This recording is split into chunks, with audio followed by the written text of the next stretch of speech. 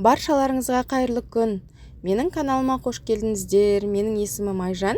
Сіздерге бүгін осындай дәмі тіл үйіретін хит салаттардың бірі қытырлақ баклажан салатын ұсынғым келеді.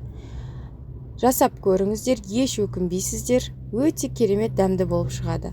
Ол үшін бізге қажетті заттар баклажан, қызанақ, кинза, соя тұздығы және кішкене творожный сыр керек болады. Ең алдымен баклажанымызды жақсылап жуып, сыртын ашып аламыз. Содан соң тым кішкентай, тым үлкен емес бөліктерге бөліп аламыз. Баклажанның қытырлайтын сыры біз жүгері крахмалын қосатын боламыз.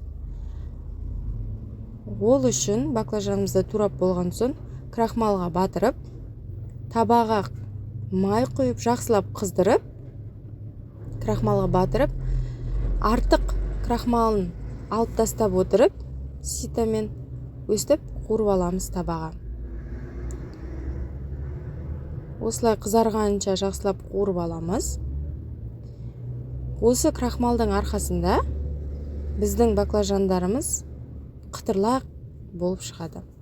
Ендігі кезекте қызанағымызды баклажанның мөлшеріндей, көлеміндей турап алатын боламыз. Табаға салып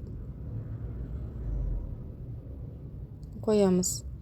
Ендігі кезекте бізге кинзамызды турап салу керек.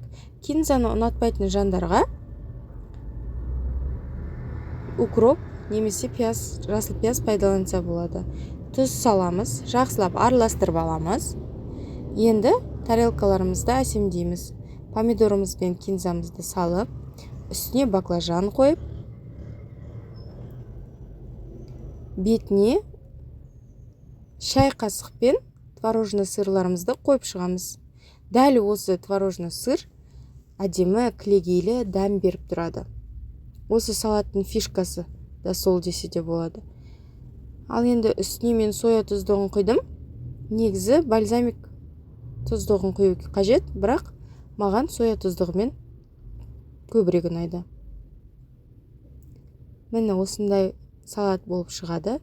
Әрбір мерекеңіздің сәнін келтіріп тұратын ерекше салаттардың бірі.